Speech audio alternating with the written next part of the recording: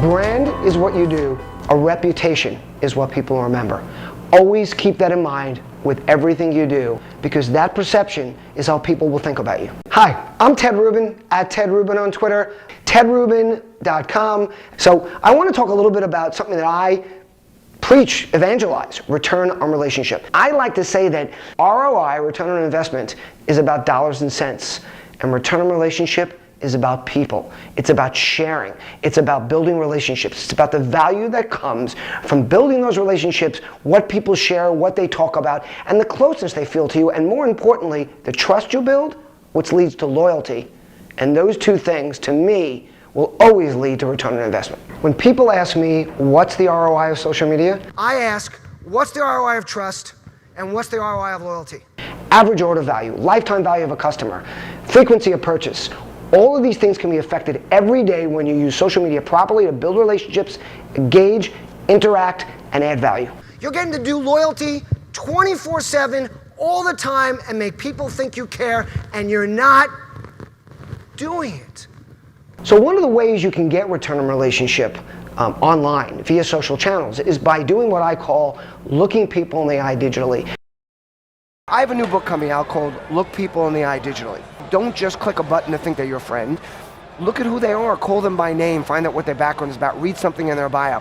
I think it's even more so important here, like when you meet somebody, to quickly figure out who they are, ask them questions. Don't just say, hi, how are you, shake their hand, grab a card. You know, find out what they're doing, what's important to them. You were told, always look at the person you're talking to. Show interest, let them know you're paying attention. Don't be looking all around the room. Sometimes it's very difficult to do. The first thing that I was taught when I was in sales and I would go in a meeting was make sure the first thing you do is look around the office of the person that you're meeting with. Look around the whole office. Mm-hmm. Try to get a feel for who this person is. Do they have kids? Do they like to play golf? Are they into fishing? You look for something that will give you connection. Do the same digitally. I like to call this the age of influence, where anybody can build a brand, affect change, make a difference right from their own bedroom. I mean, you don't even have to go out anymore to do things like this. You used to have to go out and meet people, but I can sit anywhere 24/7 and build relationships. You can build relationships 24/7 around the clock. It's what keeps me awake at night. I don't sleep. I keep my phone next to my bed, not worried if my teenage daughters are going to call, because they don't. Okay? Little background, I'm a divorced dad. I have to fight to keep my daughters in my life. And a lot of what I talk about, I refer to them and what I've learned from them, and how I've learned to communicate better because of them. So I keep my phone by my bed because I'm up, when I think of something, instead of writing down those little notes you used to do, I tweet it out. And by the time I wake up, I've got responses. That's how return on relationship was developed. I can connect, engage, and build relationships all the time, and I try to do that. Facebook has done a remarkable thing. They've taken ownership of the word friend. When you close your eyes and think of the word friend, what do you see? You see a Facebook logo. You don't see your friends. Clicking a like button does not make a friend. That's the initial handshake. When I shake your hand, I'm not your friend. We have to take the word friend back and give it value again.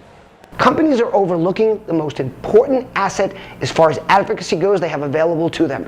Their own employees. These are people that know and love the company and know it best. I'm telling you this right now. Empower your employees and they will power your brand. One of the most important parts of empowering your employees is helping them build their personal influence. The more influence they have, the more influence you have as a company. I mean, how many companies these days are shutting down social media within the organization? Let's think about how absolutely ridiculous that is. First of all, who doesn't have a smartphone? So everybody's doing it anyway, but they're sneaking off to do it. Second of all, why wouldn't you want people using this medium that's so powerful, understanding the other people that are using it, and then enabling these people to build their own personal brands? They're afraid of these things because they're losing control, but what they don't understand is they've already lost control. They don't own their brand anymore. Consumers own their brand.